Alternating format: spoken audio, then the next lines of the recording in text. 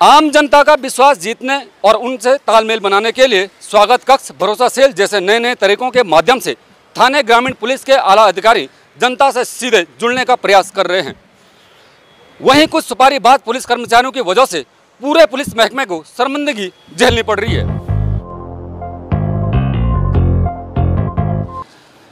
जी हां, आइए दिखाते हैं किस तरह से मीरा रोड पुलिस में तैनात एक पुलिसकर्मी अपने वर्दी का रौब दिखाकर एक निर्दोष परिवार को कटघरे में खड़ा करता है। देखिए पूरी कहानी पीड़ित व्यक्ति की जुबानी। क्या यही कानून है? एएसआई पुलिसगिरी की दादागिरी।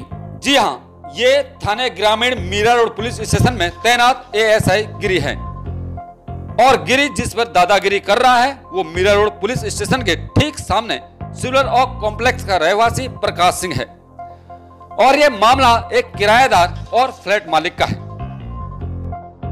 सर, मैं D501 सिल्वर ऑक में पिछले 3 साल से रह रहा हूँ और ये देवी प्रसाद जो है मेरे फ्लैट ओनर हैं और इन्होंने मेरे पर कंप्लेंट डाला है कि मैंने छेड़खानी और इनकी वाइफ को छेड़ा है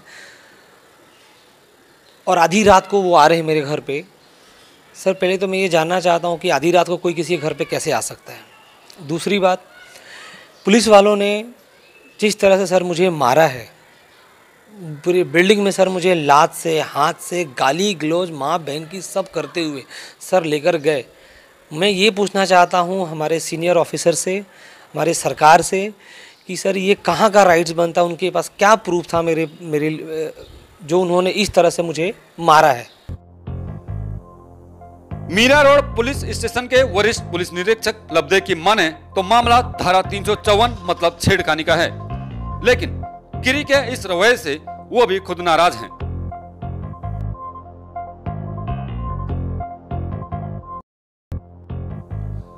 प्रदीप इस फ्लैट पर 10.5 लाख के डिपॉजिट देकर पिछले 3 सालों से रहते हैं और फ्लैट मालिक देवी प्रसाद बिना डिपॉजिट वापस किए फ्लैट खाली कराना चाहते हैं, जिससे बिना पुलिस के संभव नहीं। अब चंद पैसों की आड़ में एएसआई गिरी ने 3 बजे सुबह ये कारनामा कर दिखाया, लेकिन सोसाइटी के सीसीटीवी कैमरे में गिरी की पूरी दबंगई कैद हो गई। केस में ये लिखा हुआ है कि वो आई हैं, रात को मैंने उनको फ़ोन करके बुलाया है, वो अपने हस्बैंड, अपने बीवी, अपने दोनों बच्चों के साथ आई हैं और उन्होंने बेल मारा है और मैंने दरवाज़ा खोला है और ज़बरदस्ती उनको अंदर खींचा है। सर, जब उन्होंने बेल मारा, मैंने उनको बुलाया ही है, तो ज़बरदस्ती सर मैं अंदर क्यों खींचूँगा सर? सिंपल सी बात है सर। ये सर सरासर यहाँ पे दिख रहा है कि ये पुलिस वालों की और इनकी मिलीजुली भगत है। और एक बात बोलना चाहूँगा सर, जो गिरी हैं सर, उनको उन्होंने पैसे खिलाए हैं सर, ये उनको पैसे खिलाए सर। रात की बात है, वो बंदा ड्रिंक किए हुए था सर।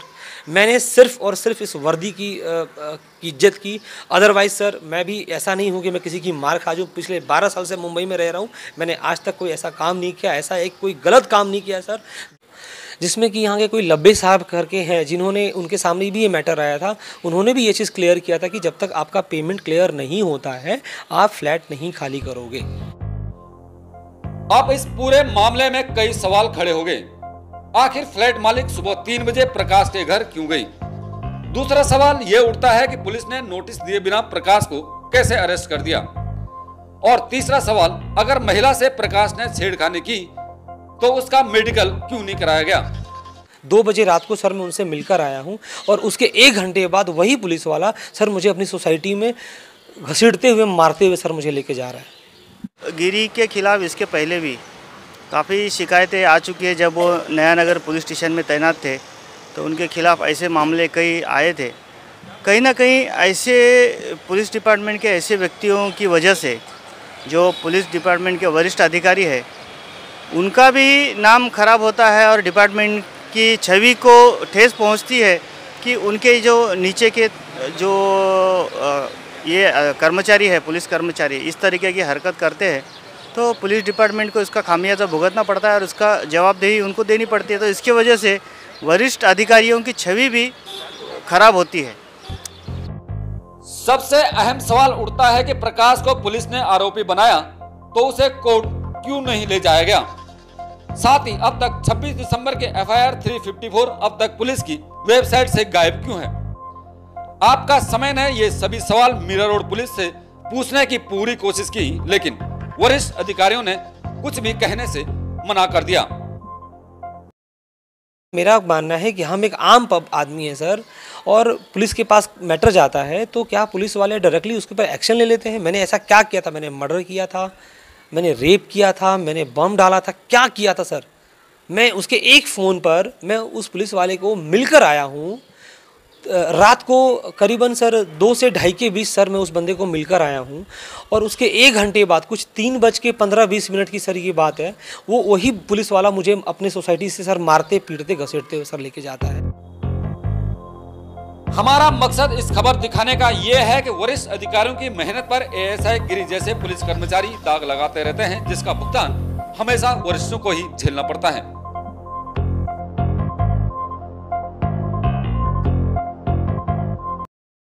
सर उसने मेरा फ़ोन तक तोड़ डाला है। आप देख सकते हैं सर, ये मेरा फ़ोन तोड़ा गया है। और यहाँ तक कि सर मैंने पुलिस वाले से बहुत रिक्वेस्ट किया कि सर एटलीस्ट एक बार मुझे मेरी बीवी से बात करने दो, ताकि मैं उनको एक मैसेज दे सकूं कि मैं यहाँ हूँ और सिर्फ मेरी मम्मी कोई नहीं है सर मेरे घर पे, 2 छोटे बच्चे हैं, मेरी वाइफ है सर। और मुझे पुलिस वालों ने सर बहुत सताया है सर। मैं उस सीनियर ऑफिसर से ये पूछना चाहता हूँ सर, ये कहाँ का कानून है सर? ऐसा कहाँ होता है सर? इस हिसाब से किसी भी व्यक्ति के साथ में इस हिसाब से जो व्यवहार किया जाता है वो नहीं करना चाहिए, क्योंकि it is violation of human right. Second thing, अगर इस हिसाब से व्यवहार किया गया है तो जो भी अधिकारी है उसके अंदर एक कमेटी बिठा के उसके ऊपर इन्वेस्टिगेशन होना चाहिए और उनके ऊपर सख्त से सख्त कार्रवाई करनी चाहिए। और एक स्टेट पुलिस कंप्लेंट अथॉरिटी है, वहाँ पे भी जो विक्टिम है वो अपनी कंप्लेंट दर्ज करा सकता है।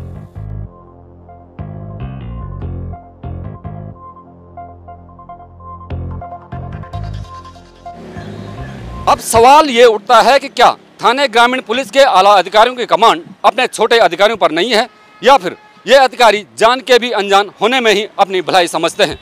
आपका समय के लिए मीरा भाईंदर से अनिल नौटियाल।